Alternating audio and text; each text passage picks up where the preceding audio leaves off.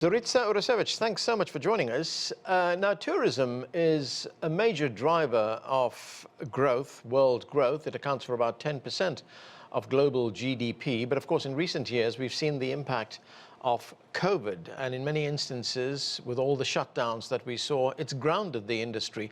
How would you assess the impact that COVID has had on world tourism? Thank you for having me. Indeed, it is not only 10% of world GDP, but it is in 2019, tourism was the third export earning category after fuels and chemicals, as it is trading services. So we very well know that tourism suffered its deepest crisis in record history during COVID-19 pandemic. Global lockdowns, widespread travel restriction, and the slump in demand resulted in 72% decline in international tourist arrivals in 2020 and 69% in 2021 compared to 2019. This represents a loss of 2.1 billion international arrivals. We were at 1.5 billion in 2019. And we recorded a combined loss of 2.1 trillion in export revenues from international tourism during that 2 years period. Now, have you seen that there are some parts of the world that were worse off after COVID than other parts of the world? Absolutely, because all the regions were not even in opening back their borders. And all regions suffered massive decline in arrivals in 2020. And the region that really suffered the most was Asia and the Pacific. The first region to be hit and the one with the strongest travel restrictions in place suffered the largest decline in relative terms, with 84% decrease in international arrivals in 2020. Europe suffered the largest drop in absolute term because it's one of the biggest market on the pyramid. Europe welcomes more than 50% of international arrivals, with over 500 fewer international tourists in 2020. But it's not just about numbers. Also badly hit were destinations where tourism is a lifeline. I mean, small island states, many of them rely heavily on tourism, and for some of them, it's 75% of the GDP. So the pause in tourism cut that lifeline, which is why UNWTO made sure that all governments recognize the vital importance of getting the world moving back. Now, there are many countries that have recovered from the COVID pandemic, in some instances up to 83% from pre-pandemic levels. What is your organization doing to help those countries and regions that are still struggling to recover? First and foremost, from the time of the pandemic, I think it changed the governance, not only of tourism, but it changed as well the governance on the way we work. We were all locked down and we were working, I can remember working 15 hours a day because we had to cover from Pacific to Chile, and basically the whole day and the night we were always at disposal. We have learned that the governance at the national level is certainly the most critical, or I can say most positive factor for success for the countries that have recovered fast, that have lost the less. And some countries today, we can account from the UNWTO barometer in the first quarter, some countries have even done better than in 2019. For example, the region of the Middle East, the destinations have done better performance than in 2019. Now, to go back to your question, I think that the support that we are providing to the government and to the trade when it comes to building a very meaningful dialogue, supported by evidence-based, I can say, proof, action and policy, has been certainly one of the core support that we have provided.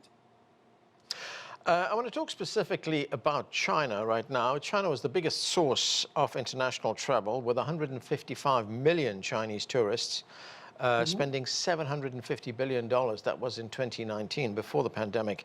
How critical will China's role be in the future as the globe tries to recover? Thank you for the question. I think it's a very important question because the whole world was waiting for China to reopen. And just to reposition, China, US, and Germany remain the world's top sources of market when even during the pandemic. accounting for over 1/3 of expenditure of international travel in 2021. So we see China's reopening to international tourism as the final piece in the sector's recovery. This is the puzzle that finally has its got last little piece. But we as well are very proud that the dialogue with China, who is one of our main member states as we are an international organization, we were invited, our Secretary General, Zoritsa Urosevic, was invited to be part of the official reopening of borders in February 23. The return to China in coming days and we are going back to China now, to Macau, with the Global Tourism Economic Forum in a few days to be happening. So it's early maybe to put a number on the impact of China's return, but a full return will not happen overnight. This we very well know, but it has boosted confidence. And we very well know as well that during the pandemic, China was one of the most successful countries in strengthening the domestic tourism, which was already very big, but which has expanded, and most importantly, expanded to regions that are, I can say, less known, more remote area. So all this market for inbound international tourism is going to be as well available. So good perspectives. Right. Now, the World Tourism Organization doesn't operate in isolation, of course. You depend on the resources of other agencies at the UN as well. And we know that COVID has not been completely eradicated. So how does the UN use all its resources to coordinate international travel protocols so that when people travel, they can be confident and feel assured that they will be safe? When COVID started, I was at the time based in Geneva, and just for the little story, 2 days before the pandemic was declared, I asked the Secretary General to come to meet with Dr. Tedros in WHO. And then we knew very well the seriousness of the situation, and we had to prepare for that. So from day one, first we created a recovery committee that has been a crisis committee, which has been immediately actioned, which was including the key actors and stakeholders from the multilateral system, such as the World Health Organization, but as well ICAO, because international travel is mainly through air transport. And we knew that as we are part of ICAO and CAPSCA and the ICAO CART, which is a framework for crisis management, we were ongoingly monitoring, providing input, sharing with our constituency, and advising on the best way possible to unfold the most appropriate protocols. And this work is still going on. I can say this tripartite dialogue between UNWTO, ICAO, and WHO. And on the other hand, we have as well emerged with new initiative directly with WHO. We have established now a first group that is in Europe for small destinations, because small destinations have more difficulty in handling any crisis. And we're going to expand that broadly on the global level. So really preparedness and risk management is really at the forefront of resilience. Right. Unfortunately, we are at a time in the world right now where we see growing tensions, we see growing divisions. What can international tourism do to promote more people-to-people exchanges, more understanding around the world? You're totally right. I think that the COVID crisis has brought us closer in the neighborhood, but it has brought us closer because we were fighting all against the same cause, which is the pandemic. And I think that tourism is the ultimate people-to-people sector, because what you dream of when you go and visit a destination is to meet other people. So it has its unique ability to foster peace and understanding across borders and multicultural dialogue for peace. So tourism stands for peace and against war and aggression. And UNWTO members voted to suspend the country following its invasion of Ukraine. So that's on the governance side. But I think when it comes to people, I think that after COVID as well, there has been a kind of a regain of caring about the others. And I think that tourism can be really a vehicle for peace. Climate activists have expressed their concerns over the increase in tourism. And of course, the more planes that are flying, that increases the world's carbon footprint. But of course, there are ways in which we can still have a high level of tourism in sustainable tourism. What is being done to promote that? Absolutely. The work of the World Tourism Organization on climate, I can say very grounded work with UNEP and UNFCCC started in 2007. When we published the first report that was, I can say, creating econometrics to measure the overall impact of the sector. At the time, the sector footprint was 5%. Out of the 5%, it was 3.2% for aviation, about 1.5% for accommodation, and about the rest for 0.3% for leisure activities. Now, of course, the numbers have increased, and of course, the footprint has increased. So our latest data says that we can account about 8% of carbon emissions on tourism. However, we know as well that, as you said earlier, in 2019, 10% of world GDP is related to tourism. So on the one side, we do bad, on the other side, we do good. So we know as well that certain nations, and I mentioned it earlier, small island developing states, for them, tourism is not an option. Tourism is a public good, because without tourism, they cannot sustain and survive. So it is our role to support the right policies for climate action, incentivize the private sector for circularity towards a net zero emission sector. And I can say that science is the answer, because science is actually what is going to empower us to move the shift, to transform the sector, and to really scale up action.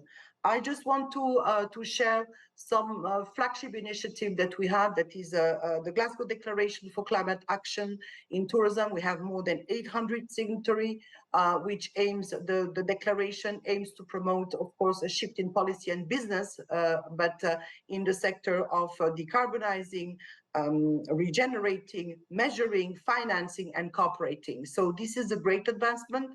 This is done in collaboration with UNEP and UNFCCC, and we have many countries that have signatory, but as well many private sector. So our role is to guide and to find solutions.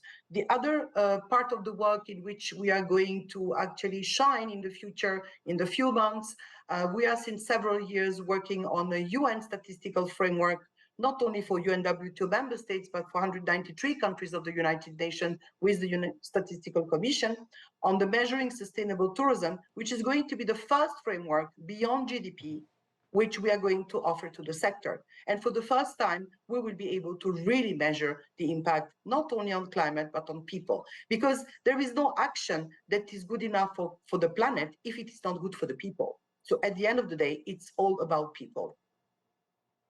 Tourism and depends. We want to promote. Right. Sorry, go ahead. No, I say we really want to promote, and we are promoting to invest in sustainable tourism. Right. Tourism, of course, needs countries to have good infrastructure. China is right now celebrating the 10th anniversary of the Belt and Road Initiative, which is an ambitious project to connect the world by sea, by land as well. It involves investment of something like $1 trillion. There have been more than 150 projects which have been that the money has been spent on, and it's from railways to harbors, communications to airports. What has the Belt and Road Initiative done to promote tourism around the world? So the Belt and Road Initiative promotes interconnection between China and other destinations. It provides a convenient way for Chinese foreign tourists to travel between destinations, and also increases the opportunity for tourism cooperation. Secondly, the Belt and Road Initiative has promoting sharing integration of tourism resources between China and the other countries. And the initiative has strengthened cooperation and exchange between the tourism sector globally. Now, China has actively promoted tourism cooperation projects with countries around the Belt and Road, and promoted the development of tourism through capital investment, technical support, training, and exchanges. I just want to mention that I can say, in a parallel track, in a parallel sphere, the World Tourism Organization and UNESCO have a flagship initiative launched 30 years ago, that is the Silk Road. And the development of the Silk Road is very much embedded in the Belt and Road Initiative.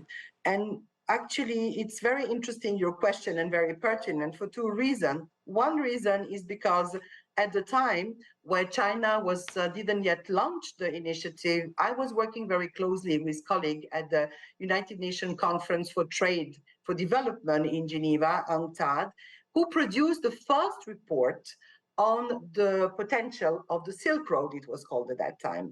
And on the other side, I just want to share with you that the Silk Road is again in fashion, I can say, because we are heading to our forthcoming General Assembly in Uzbekistan in a month's time, 16 to 19 of October.